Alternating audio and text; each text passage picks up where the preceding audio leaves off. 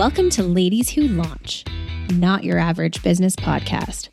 Dropping every other Wednesday, Alyssa and Dakota are two successful and opinionated marketing entrepreneurs engaging in insightful conversations with industry thought leaders, as well as casual conversations surrounding our lives as entrepreneurs.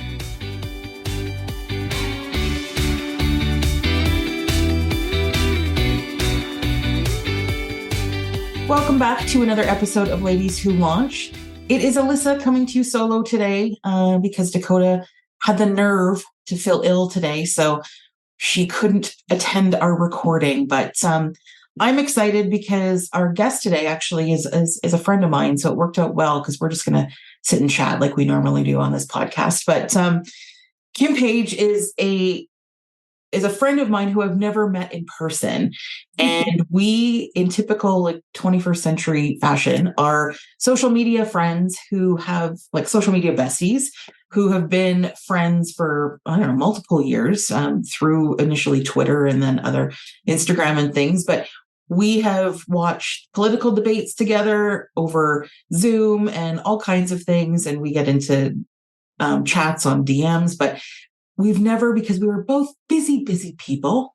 I mean, Kim more so because she's an actual mom than me, but never meet in person. So just goes to show you how relationships on social media can be actual lifelong friendships as reality. Anyway, welcome to Ladies Who Launch, Kim Page, who is also a entrepreneur. She has a marketing company and does tons of business work with businesses on digital marketing, campaigns, all that cool stuff, which we'll talk about. She's a single mom of 3 girls. So she's going through that whole empty nest stage now, as she's taken a few of them off to college. But in more interesting story that we're going to talk about today is her transition from sort of typical entrepreneur into a new venture that has kind of come about as a result of a few major life changes in the last few years. So I'm so happy to even see you virtually, Kim, and that we get the chance to hang out today. Thank you. I'm so happy to be here, Alyssa, and see you. And have another virtual hangout as online besties. Yes. Isn't that weird? Isn't that funny? 2 Gen Xers of all things. People I know. Are online friends. But I think it's been this way for maybe 12 or 15 years already, since the beginning of Twitter. I think we were early adopters of finding really good, genuine friendships online long before pandemic. I think we've been working up to this for a long, long time. Yeah. Isn't it interesting that as Gen Xers, and everybody thinks that, we are the forgotten generation, and we can talk about that later, but we've always been the early adopters on all technology because we grew up in a time without cell phones and all that stuff. But we were the first ones maybe to get phones in our room. I had a phone in my room as a kid, and that was a very big thing. I had my own, but we were part of the VCR shift and shifting all levels of music platforms from 8 tracks to tapes to CDs to we've lived through it all. And so it's interesting that everybody sort of looks at us but we've always been the early adopters on all these platforms. I think that means we're also the ones that can say yes to vinyl, but we're not going back to 8 tracks. Like that's where it ends. Oh yeah. I am fully done repurchasing my music library now. Exactly. I'm not whatever sets again. No, just no. We're done. We're the final say on how digital media gets shared. But I think that's why we're actually the most learned and most in demand for digital marketing work right now. And we can sort of talk about that, but everyone thinks that Gen Z or millennials, young millennials and Gen Z are kind of where it's at in terms of the online. And yes, in terms of the workings of it and algorithms and how that all works, I think they understand that. Yeah. But in terms of actual strategy, we own that space as Gen Xers because we get it. Yeah. Analog to digital. That's our entire lives. Yeah. Right? Mm-hmm. Speaking of transitions and sort of going through things, you've had some things over the last few years that have changed your trajectory a little bit. Let's talk about that a little bit. Yeah. Sometime during the pandemic, and I lose track of time because I had my own stuff going on.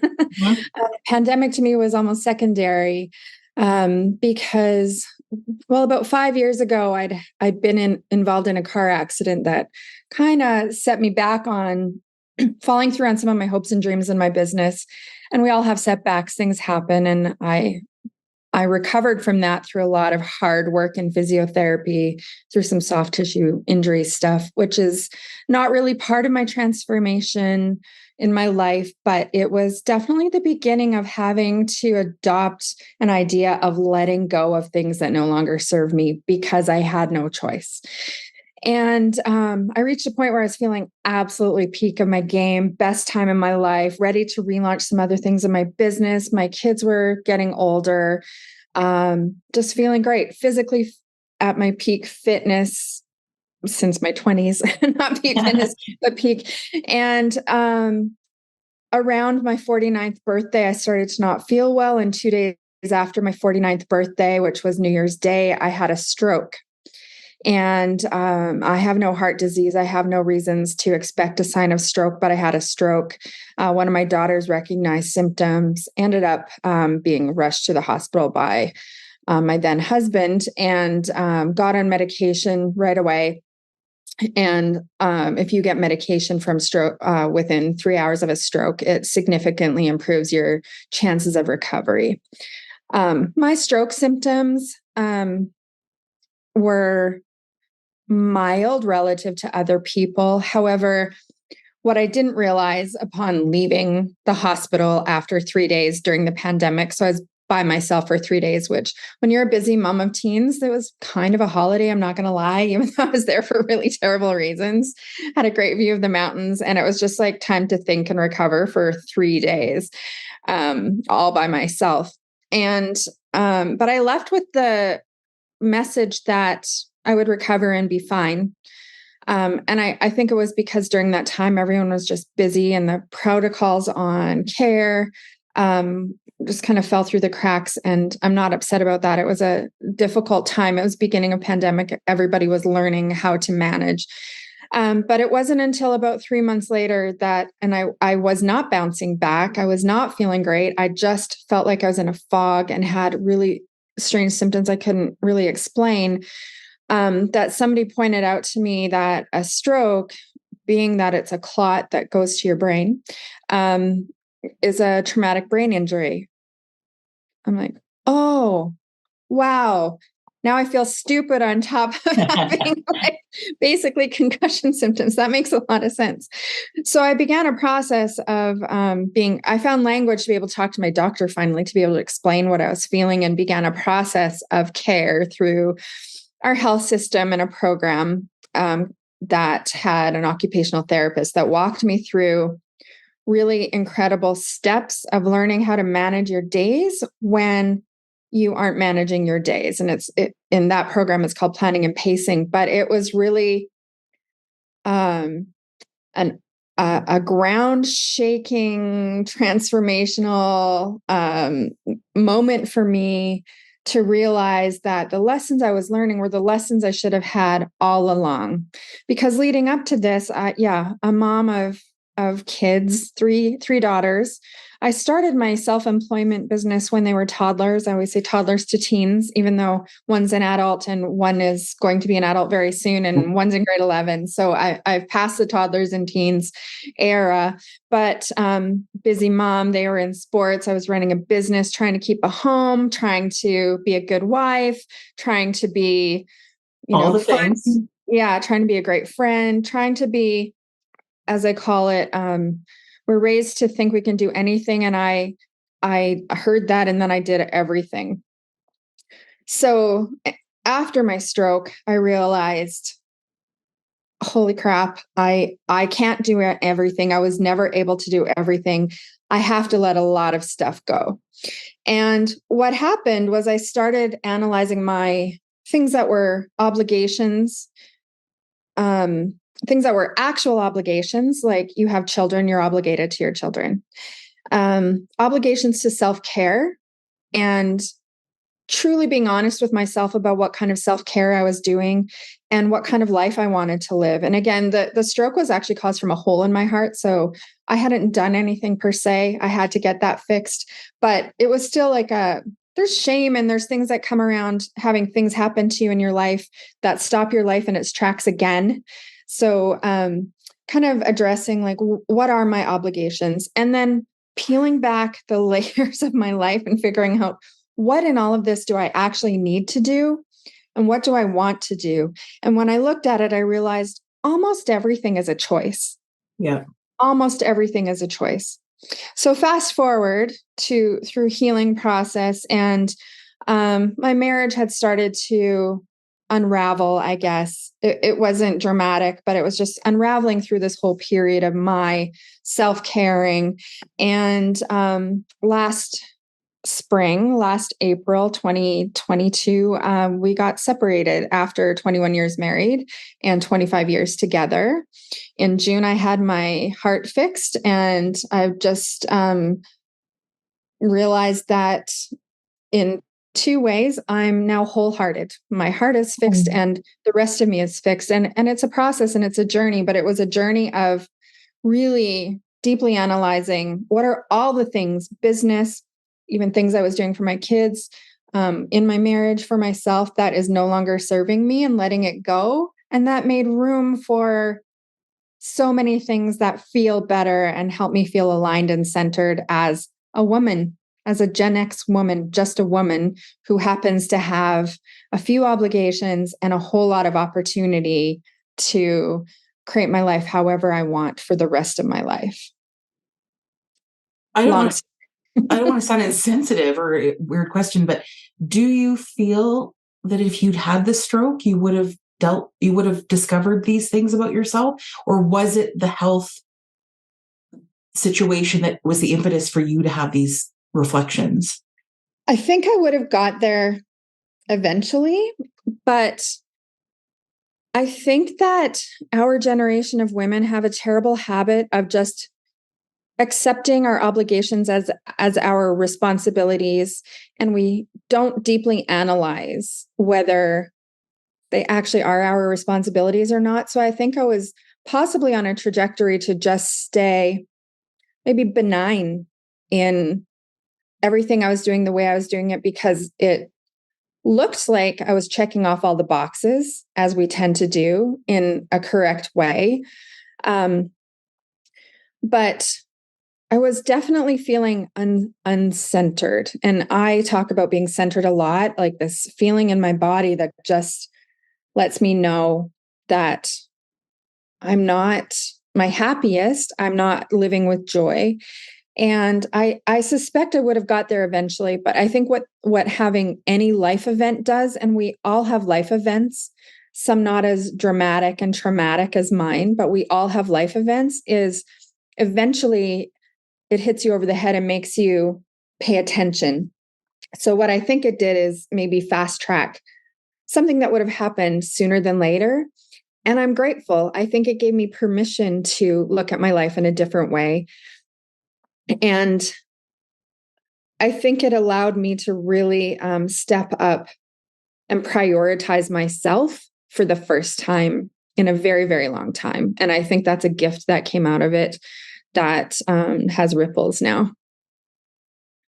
So tell me about the process of that. So you're going through the healing of your physical self, obviously, after the stroke, and you're discovering, your hole in your heart. Mm-hmm. And then these other issues that obviously were there, like the issues in your marriage and all those sorts of things were already there, started to manifest. What is the process of not explaining, but bringing your kids in to understand that, like, the changes in mom just aren't a stroke, but these other things are going on, and mom wants support with this, and mom wants to change some things? What was the discussions like with your girls around those things? They were remarkable, to be honest. Obviously, there's hurt and pain that goes along with change in a family for children too. But what I felt was going on was that they had been seeing me the entire time exactly as I was. I feel like in lots of levels, I've always been honest, or strive to be really honest with them when I was struggling and drawing boundaries and helping them draw boundaries and learning how to just coexist in a family of 5. And I think a lot of what was faced, we faced together, and we always had. So the conversations with them were really, honestly, champions of me.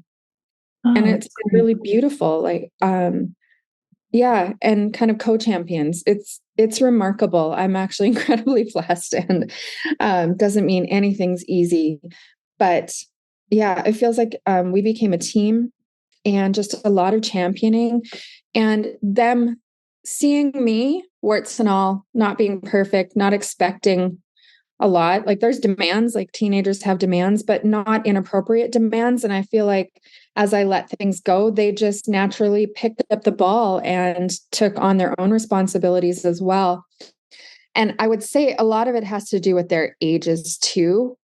Luck and timing of their ages, being at ages where they were ready for more responsibility, and that was probably going to happen anyway. But we also sold our house this spring, which I guess is another huge transformation, and maybe the final big transformation, and moved into a rental. And of course, housing market, scary, really scary. It was really hard. I think the hardest part was 2 months of crying, trying to figure out what kind of home can I find that I can afford, that also has space to paint and have a workspace and workspaces for my kids and going to school in this market. And I lucked out eventually. But as soon as we moved, the space that we have, it's bright, it's not big, but there's space for everybody. A sense of zen, a sense of peace. The change and the transformation felt like it was done and a new beginning started the second we changed environment. So I think environment really has to be considered part of the factor here too, that if you can create a safe space that feels like home, and home is the people you're with, the plants I have, a couple pets, that's enough. And it's not the stuff, and it's not, we were a traditional family with a big house in the suburbs and a big yard and a trampoline and all of the things. None of us miss it. None of us. Yeah. Yeah. So I would say champions, and we became a team, and we manage because we have to, but also we want to for each other. And I feel blessed. It's beautiful. Well, when you talk about plants, I can see your plants in the background. I also see these amazing paintings behind your head. And no, we are not recording this for video today. Sometimes we do, but today is not a video day, so people can't see them. But they're beautiful, bright flowers. Are they acrylic or are they watercolor? They're acrylic and mixed media. Mixed media. Yeah. So obviously you are artistic and have been artistic your whole life, because people just don't learn to paint. So I assume that this is they're beautiful, by the way. I mean, I want the one on your left, I guess. Would it be your left? The blue one, the blue and pink one. I want that one. Yeah. I think I saw that on your Instagram, and I was like, I want that one. Anyway, obviously this is come back. This situation and this sort of transition has brought this back to you, because I can't imagine that you were putting up paintings in your old house of the work that you had done. Correct? No, I wasn't. After my stroke, I started painting just for me in a journal. And I got bored and decided I need to go bigger. I need to try canvases. But it was absolutely part of what I was talking about, that I decided to prioritize me as part of a healing process after my stroke. And I hadn't painted the last time I painted, I had 3 tiny little girls, and I painted a mural in their rooms, and didn't really develop it as a habit. I have been doing art my whole life, but yeah, probably had not for almost 20 years, 15 years. So after my stroke, it just became something, because in my stroke recovery, neurofatigue, I had to learn how to unitask, and I'm an overthinker, busy mom, busy work, lots of clients. to unitask when your brain is always full is really hard. So picking up paint and just focusing on paint and trying not to be a perfectionist, because I can do still life drawings. I can replicate anything. My art is abstract florals, not super abstract because that's a stretch, but abstract florals, being able to just let loose and be free, incredibly hard for me. But that was the practice that I decided to take on. And then at some point during the transition of leaving my marriage afterwards, I rented a little loft, a little pied-à-terre. I'd pretend I was in Paris or New York, and I set up the whole thing with. It was a 1-room kitchen. I got this lush green velvet day bed that now belongs to one of my daughters, and just had room, like 1 room plus a bathroom, and I set it up like a little art studio. Art everywhere. I miss that place. Do not have the luxury to still have that and a home for my daughters, but one day. And I just painted. I painted every day. And to my absolute shock, that period was the saddest, most difficult part, where I was grieving, letting go of a lot of things in my business, because I changed aspects of my business too, which we will talk about probably. But letting go of my marriage of 21 years, which I loved my marriage for most of my marriage. It just wasn't a right fit for either of us anymore. Grieving what I was doing to my kids, and a lot of guilt and shame around that. So a lot of horrible feelings were in my head. But when I painted, what came out were incredibly vibrant flowers that are joyful. And I don't know why. I need to keep analyzing that. But my early conclusions before, I go to a therapist and help unpack that, and maybe I don't need to, it just is. I think it's because one of my firm beliefs, which I alluded to, was when you let go of things that no longer serve you, it makes space for other things. So while I was grieving and letting things go, I was making space for a hobby that I love and that I've turned into. I've made some money painting, which is really nice as a little side hustle and really rewarding, but it made space for joy. So while I was grieving, I was also not feeling, but experiencing and creating pure joy. And I think that's magic. And through that process, I think it's given me that centering that I was looking for as well, and has become a launch pad for everything that's followed. Well, I know that you kind of had to be pushed into that art show last June. And I think that was a huge win for you in terms of feeling that you can be a professional artist and that it doesn't have to be a hobby. And I know you've launched your art Instagram where you're showcasing and selling your art. And this will all be in the show notes too, so people can follow Kim's art page and see the work that we're talking about that you currently can't see. But from a work perspective, because as we did mention, you are an entrepreneur, you've had your own marketing business for like 20 years or whatever, but how obviously you have an outlet now, your creative outlet that you've rediscovered through art, but your work and your business also has to have changed through this process. And how were those conversations with your clients in terms of shifting and what that looks like?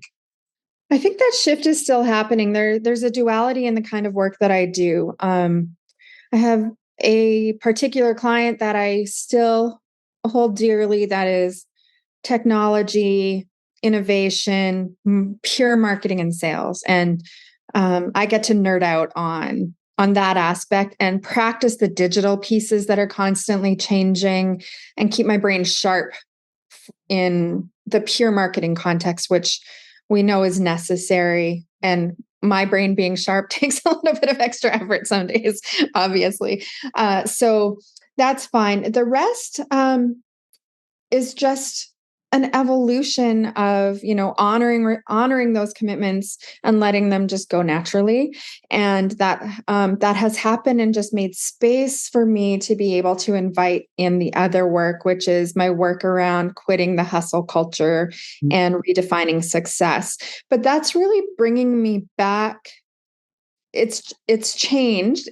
It's quite different than what I was doing, but in a way, it's also brought me back to where I was before that car accident I mentioned, where my work life when I had my 3 kids and client work and doing marketing was I had maybe 10 or 15 clients at a time, and I was doing workshops for women in business that I would create that I love. When I think of my other passions beyond painting, standing in a room, talking with and to other women. Love it too. So love it. Yeah. Yeah. I light up. I get shaky and nervous because I know it's important for us women to get in a room together and have these conversations around business. And what would happen at that time was, is part of my reflection over the last year, is trying to figure out what do I want to do for my business next. I just kept coming back to the fact that I can help people in their businesses from a pure marketing and business point of view. Of course, as can you with, a few decades of experience behind us. But the conversations that always came up were also around our lives and how our lives interfere with our dreams and how our lives interfere with finding success, and the kinds of dollars we've spent on mentors and traveling to go see these smart, lovely Californian keynote speakers and digital creators, and like all the dollars and times and heart and soul invested into things that didn't come to fruition. That always made me cry because I'd be like, we're right here. I know. But I was the same. I was admiring and having imposter syndrome from these other early digital adopters that I realized just had completely different lives. And they're living in places where they're, just going for coffee and they're meeting other mentors because they just all happen to live in the same zip code. So there's a lot of reckoning there too, of like, we're just different. We're in a different geography with different people. But I've come full circle to realize that's our gift. That's our talent. We're down to earth people. Our generation is invisible, and we have stories to tell that have to be told, not just that we should want to tell them, because I think we choose not to, because again, it's okay. We're just the glue between all these generations that are falling apart or taking advantage of the systems. Hello, a few older folks, or boomers. just riding along the waves, because what other options do they have, younger generation? Like, I feel like we're the glue, but our stories, that digital to analog story and everything we've learned and everything we know in between has to be told. So my shift in my business around quitting the hustle culture is also adopting the same notion of what I've gone through about how do we get to telling our stories and believing that we have the right to tell our stories, giving ourselves permission to tell our stories, and believing that our stories have value too, unless we start letting go of the things that don't serve us on whole as a generation and making space and time for that to happen. So permission and being kind to ourselves, being incredibly honest about the BS that we tell ourselves to make excuses. It's a journey, but it's a journey that I talk to ambitious women. That's really my avatar and my focus, is anyone who considers themselves ambitious, but not quite there yet. This is the secret sauce, I figure. It's letting go and making space and giving permission to do it different. Yeah. And it's interesting that, obviously Dakota, who isn't here, is the millennial in the twosome of us. Yeah.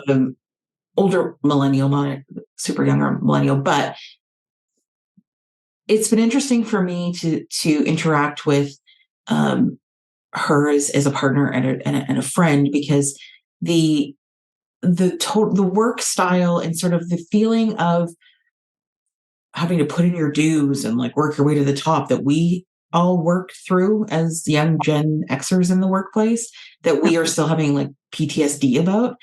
Yeah. That just doesn't compute with them. And in deference to Dakota and other millennials, like Dakota, like was probably in her late 20s when she started her company.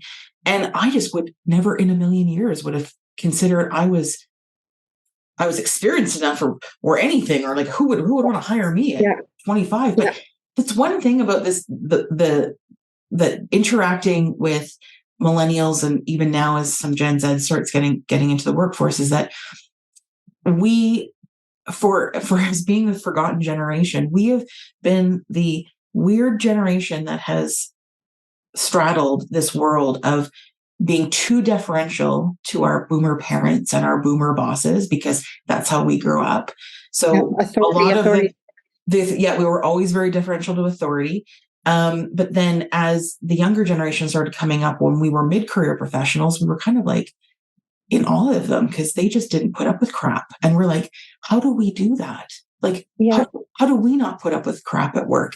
Yeah. And then with our experience and our definite, like, boisterous sort of mentalities, we were able to take that millennial, like, not putting up with shit and implement it. And I think that last part of Gen X, as those of us as senior career professionals, whether we're entrepreneurs or in the workforce, we're pushing that harder than anyone now, because we had to live with the first part of that as career professionals. And so I find that the Gen Xers as professionals have sort of the most insight into the workplace now, both from the older side and the younger side, because we've been in the middle of it.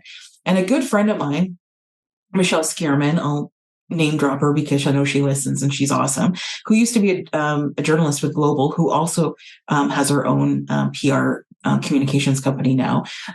We'd gone for coffee months ago, and I remember her saying to me, and she's an X or two, and she's got like kids around your age as well, girls as well. And she said something really interesting to me, and it sort of stuck because you sort of mentioned it just now too, about understanding and sort of shifting that feeling of always having to be busy. And her saying to me, I want just enough clients that I'm okay with. I have no motivation to have 8 million clients running at the same time. I can handle this many. Like, I can handle 3 or 4 at a time, and I'm happy with that. Yeah. And I'm sort of at that point too. And I'm still at the, like, sort of shame struggle about it. Like, oh my God, I should be busier, or like having an afternoon nap and feeling bad about it because, like, oh, I should be like on it. But I have fully I'm leaning into this. No, I want just enough work that makes me happy and working with people who are doing awesome things and on projects that are great. But I don't want to be juggling 20 or 30 clients at a time. I can't manage that. And I am not of the mindset that I want to run an agency. And I've mentioned this many times. That's not for me. I don't have staff or any of that nonsense. Yeah, exactly. So what is manageable to me is this. And I need to start being cool about this being manageable to me, instead of thinking that I'm missing out, or that, oh, look what all they're doing though. And I see them on new client this and new client that on Instagram, and thinking that I'm somehow behind. But I'm like, no, I'm just like 10 years older, 15 years older than them, and have realized that isn't happiness either. No, that's not happiness. I think happiness and joy is figuring out what are all the pieces of a whole life that bring you joy. A whole life, and business and work is not a whole life. I think it serves a purpose. And I think we meet so many incredible human beings that fill our bucket, because we're interacting with people. When you're in service to somebody and helping them transform their lives or their business life or whatever, and we get to create a little ripple in their life, that fills us up too. So that feels joyful, and we can walk away. And if we do that multiple times with multiple people, we're lucky that we're in service businesses where we get to help people, and that helps us feel good. But that's transactional too. Like, it's still business, and it's not. I still want to be paid. And so it's not a whole life. It's not what a whole life is meant to be. So I think a mature response to aging, when we're also not aging that fast, and we have lots of opportunity to live a really healthy, happy life for many, many more decades, is to throw out everything that we think we're supposed to do and get rid of that language, which is really hard. The supposed to's and the shitting all over ourselves. We do that all the time. Our internal dialogue is constantly navigating the shoulds. get rid of it all and create a blank slate but I get to create my life exactly how I want to, and nobody's stopping me.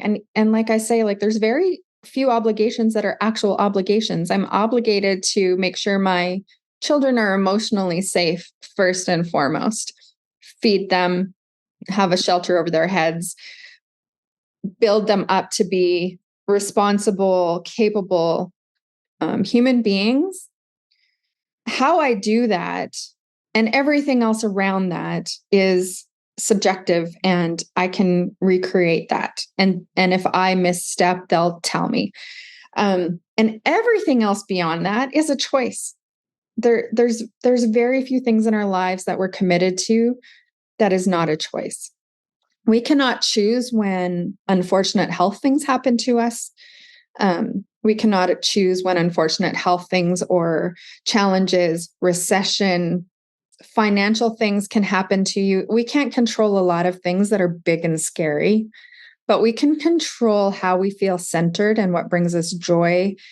And the stronger we are in our center, and the stronger we are in our pursuing whatever makes us feel successful in our whole lives, when those things happen, the easier it is to recover. And it doesn't have to feel like an entire change in your personality. And I think at first, that's what it started to feel like, is I have shame because a health thing happened to me. And this changes how the world sees me because my business has to stop. And I realized my entire definition of who I was around how I raised my kids, how I ran my business, and how the world was looking at me. Nobody cared. Nobody cared, which is also earth-shattering. So realizing nobody's also watching, not really. No.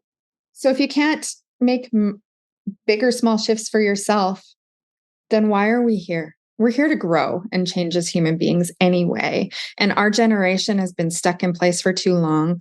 I love what you said about how particularly in the corporate environment, which a lot of us left. Yeah, we all did. In our 30s, 40s. The ones that are still there, thank goodness, they're so much needed. And I think those of us that are in our 50s, late 40s, 50s, the older Gen X's, have started to give ourselves permission to take those roles on that have been earned. The meritocracy that we were told existed does exist in those corporate places, and they're stepping into those roles now as they should. And thank goodness, because that's where one of the huge shifts is going to happen in society that needs to happen, because they will look at it in a different way. And I believe it's also because, like you said, we admire the younger generation. Mm-hmm. My other motivation for myself and for the rest of us in this generation is recognizing there's a lot to learn from those younger than us, but we're the role models. Yeah. So let's take what they're teaching us and make it better and stronger, and then deliver. And they're expecting it of us. So let's step up as well in a totally different way instead of being doormats. Right. Yeah. And use our voices and our experience to help elevate them.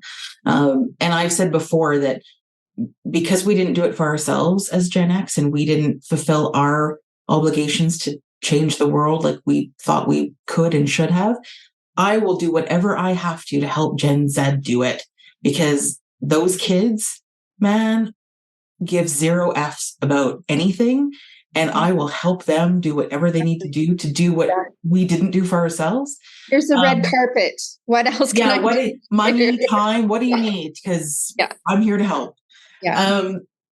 But the two things that you said are going to lead me into this other conversation here about joy and about our Gen X stories and being able to share our stories and experiences. Gen X leads into my learning and having been a part of your most latest session with this Gen XO community that you're building and this platform that you're creating, that I was proud to be a part of with your session the other night, and what it's going to lead to. So share a little bit about because it's just getting out there. So now's the time, like for all the Gen Xers that are listening to this, here's your opportunity to get involved with Gen XO. Thank you. Yeah, GenXO community, genxo.community, because you can pick whatever URL you want now. Funny enough, I created it in November of 2020, and I saw a Facebook post, and you'll have to remind me what was happening in November 2020. I think it maybe was a US leadership debate, because I had made a comment. It was the elections, wasn't it? US presidential elections? Maybe, because I'd made a comment about Kamala, Hillary, Maya Rudolph, Amy Poehler, Tina Fey. I don't know. There must have been, I'll have to go back and look. But anyway, November 2020 was the inception of GenXO. And the vision I had for it then is a little bit different than what it is now, because we sit in something for a period of time and ruminate over it, and then you have a stroke, and then it takes a while to get back to. Yeah. So it's launching now. Finally, it was intended to launch a month and a half when I had my stroke. But I'm grateful for that, because it has allowed me to ruminate. Like I said, the GenXO, of course, an X and O is a hug and a kiss. So for me, I want the community to feel like a love letter. I feel like I have a lot of capacity to give empathy and compassion for the journeys that we're on. But also, I know that the language in our heads, a lot of it is such BS, and we talk about midlife crisis. And obviously I've had lots of crises, but I never want to feel, I don't want to feel toxically positive, more cliches about anything, but I also don't want to live in that space where I feel bad longer than I naturally should feel bad for whatever's happened to me. So another way to look at midlife crisis in language is existential crisis. We talk about that, the crisis of existing. And I can joke about it, but I also know our generation very much feels a lot of anxiety around just existing today, in a really big way. When I talk about some of the things in my classes and in the past and on the most recent session that you're on, the feedback I got was, I cried, you made me cry. Not cathartic tears, but also a release because of that crisis around existing. But the XO is existential opportunity. I see everything we've done up to this point as an opportunity for a different trajectory. So the idea around the community is definitely like a big hug, just to meet people where they're at with whatever their journey is, with no judgment, because we all have stories, we all have things that have led us to this point, and then figure out what's next. So it's to lead us through figuring out what's our living legacy. We're all going to have a legacy. The legacy already happens because we exist and we're still alive and we've done some stuff. Our living legacy is, but what do we want that to look like? And do we want our story to be told? And if so, we better get ourselves together and create some artifacts of that, do some art, write a book, do a podcast, journal, create a business, build your hobbies, see your passions through. It does not matter what it looks like, but we all have talents and we all have passions and we all have things that we can do. So we should be doing them if the concept of having a living legacy that somebody's going to look back for, in the future and be like, oh yeah, Gen X was here too. Or, wow, Gen X was amazing. And that keeps me up at night. Yeah. It really keeps me up at night. I don't want it to be like, oh yeah, Gen X. And it's all like boomers and millennials. Oh yeah, Gen X. I hate that idea. So I'm hoping a lot of people really like the idea of like, I should take my living legacy a little bit more seriously and put a little bit more structure around it. And I think the bookend is quitting the hustle culture, letting go of the stuff that no longer serves us, and inviting in what I'm calling a new definition of success. And success is not our goals and the things we achieve, in my mind of thinking, because we all want more money. We all want to travel more. We all want more things. I want less things, but we all have things that we want. And that's great. Let's assume that but that's not success. Success is, what do they say about boomers? The person with the most toys wins. when you die, or whatever that expression is. That's not us. We don't care that much. No, we don't. So if we've been told that's the definition of success and we don't believe it, then of course we're going to have an existential crisis. We don't know why we're here. So let's decide. Let's redefine success. And to me, success is an internal job. It's how we feel. It's how we experience things. And it's how we communicate and emote those things through what we do. And it sounds beautiful and simple when I say it. It's hard work. But the work that I'm doing is to take us on that journey. And again, it's for ambitious women. Not every woman is going to resonate with the idea of like, let's get rid of stuff and invite joy and do the work of like being successful in a different way. That's fine, because we're all different people. But for anybody that has that feeling where they're not enough, or they're stuck and they have not fulfilled whatever their destiny is meant to be, and they don't know why, I think I figured out why. And I think I have the process. So I'm a business growth strategist. Really, that's what I've been for 20 years. And I feel like I'm also a personal success coach. And so that's the journey that I'm going on, is helping people with their personal success if they've got these ambitions. And I'm launching programs. I have like free content and free support around quitting the hustle culture, but I'm launching support for coaching around the success journey and the building the living legacy piece to help people along who want that, and they want a community to be able to do that in under GenX. So that's awesome. And I remember when you did soft launch it, like in November 22, and I was like, what? I don't, whatever this is about, but yeah, follow, because it's Kim, so I'll follow whatever. And it's interesting, like almost a year later, of where it sort of landed. Because I think when you first launched it, you might have been in a headspace where you wanted to rant about something because it seemed a little ranty. And I was like, hey, I'm up for a rant, and getting GenX women into a rant. But then, look at us. I think that was the rant. We're not invisible. Yeah. But to see how it sort of morphed even in this amount of time and where it's going to go, I'm really happy, because as a Gen Xer, I'm also one that has always felt invisible in my career and personally and all that kind of stuff. I mean, we're all the same, and still feel, even though I'm an adult, that I don't know how am I an adult? Like I have no concept of what it means to be an adult. Like how are we here? What is happening? I'm that person too. So it's like you hit this moment and it's like, I need to talk to other people of my ilk, because again, I think I said earlier, and it could be the same for a lot of people, like my network, aside from my best friend, who's also a Gen Xer, but most of the professional contacts and sort of my other friend network are all millennials.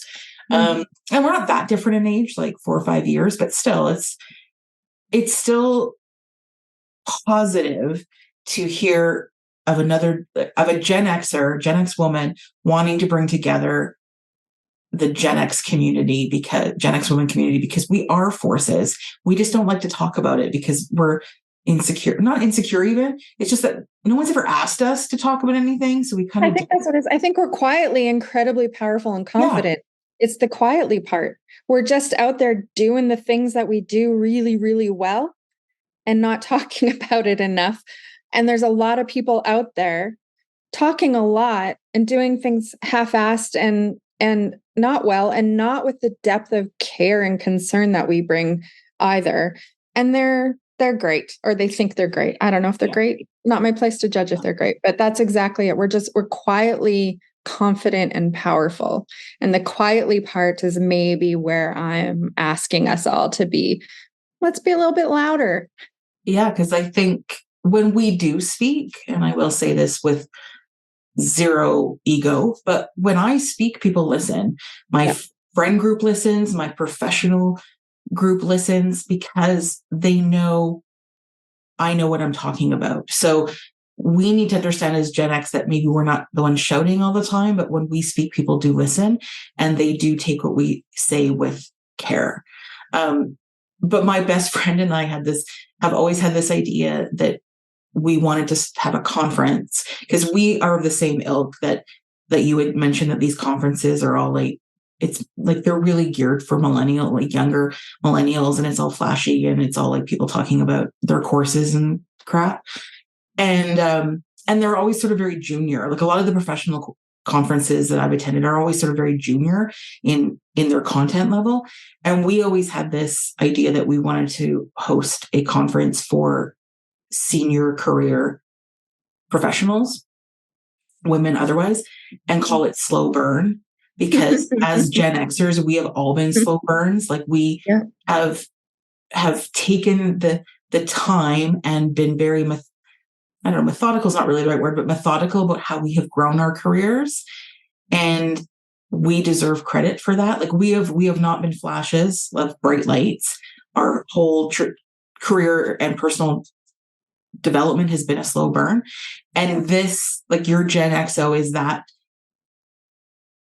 in a non-conference form, but it's the same idea of like, we are here. We have basically held up corporate work for the last 25 years because we've been printing off PDFs for our boomer bosses while also like managing the like incoming millennials and their like hour and a half lunches that we ended up adopting in our world. But we have been like the peacemakers for so long between the boomers and the millennials who do nothing but fight amongst each other. And I always have this saying that's like, okay, boomers, millennials, there's a whole generation in between you that is kind of irritated by both of you.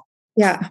Like shut up. I want to say just go away and let me do the work, but you're already going away and just letting me do the work. So that's also not the solution. I think your slow burn idea is great. It also made me think that we have a habit of doing slow burn out. Yes. Like, so finding our flame and keeping it like really bright and shiny finally, instead of burning out. I think that's the antithesis. But I will say for all the Gen X listeners, and I know there are many, we are coming into our own. We are finding our voices. We do need to become more of a community, which is why I like this whole Gen XO community idea, is that sometimes we need others to tell us that we're awesome, and others of our same age and experience level and all of that. And I think, honestly, Kim, this is probably going to be a huge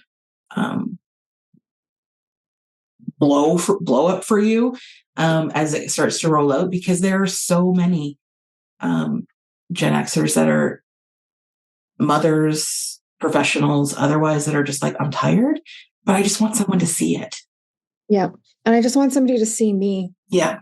See the whole me as I am, flawed, crap's happened. Just see me and love me as I am, and support me. I think that's something that our generation is, some of us are really bad at, some of us want to be good at, and some of us are good at, is women supporting women. I also just feel like enough is enough with competing with each other. And I don't think we're naturally competitive. I think we're incredibly self-competitive, and that, and we've been invisible. And some of the most ambitious of us we've had no choice except to fight and claw to get to certain places.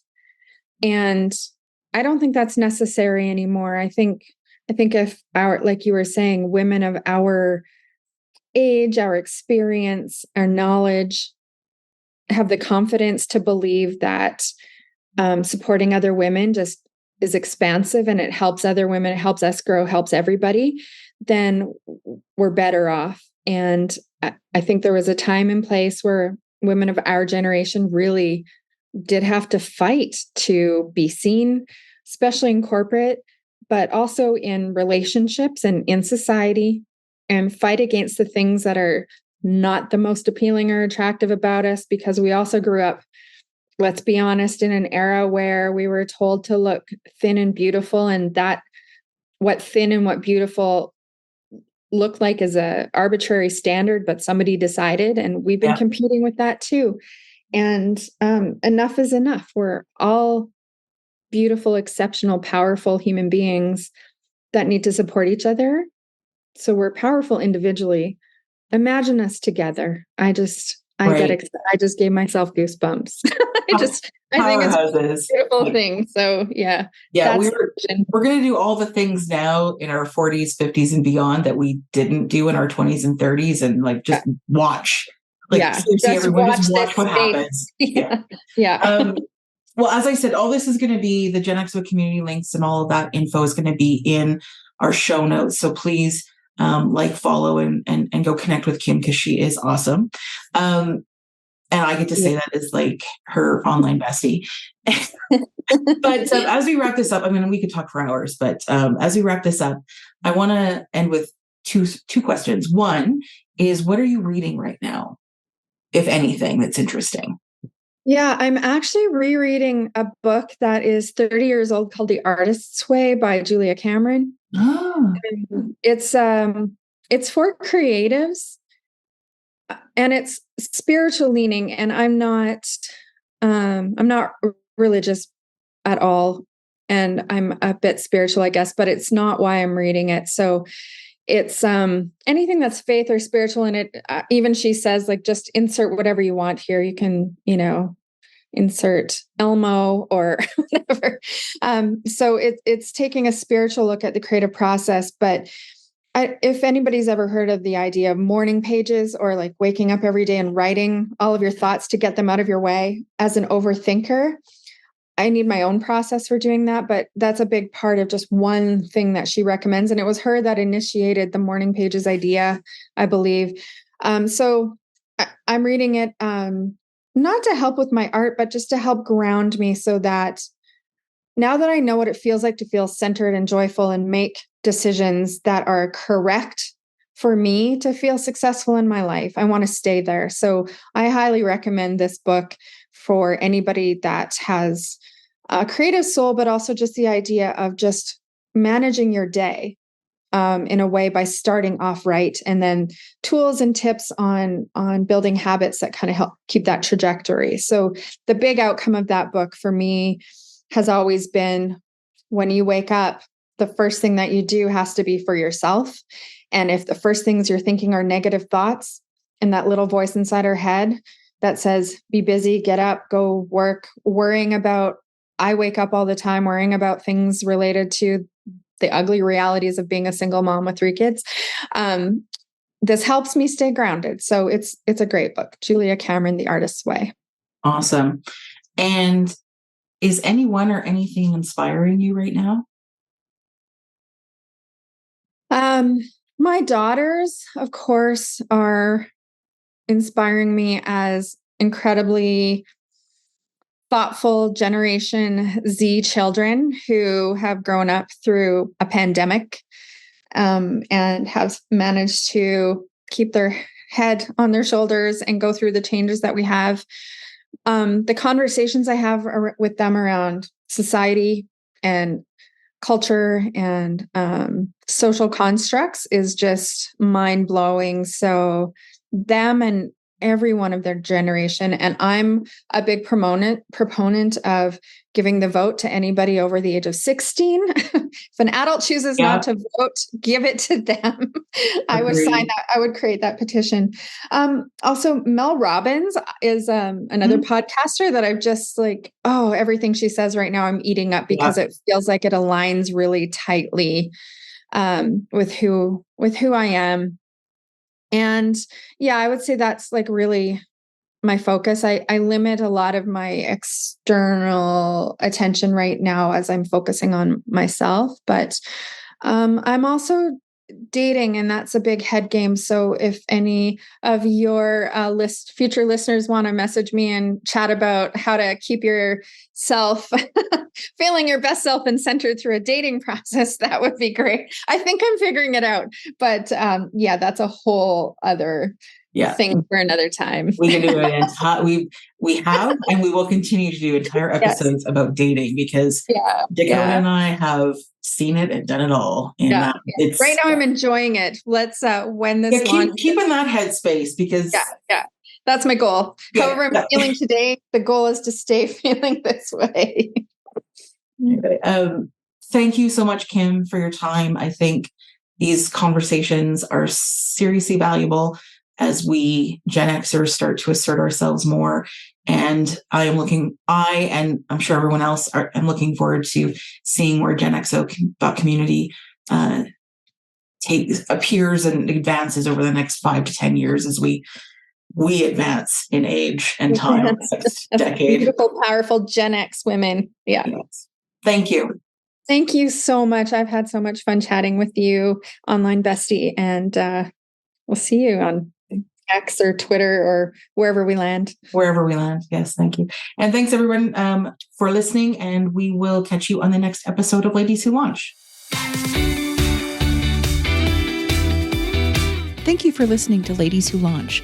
Join Dakota and Alyssa every second Wednesday for more conversations and interesting guests. Be sure to give us a 5-star rating and connect with us on Facebook and Instagram. If you send us a question, we may answer it on a future episode.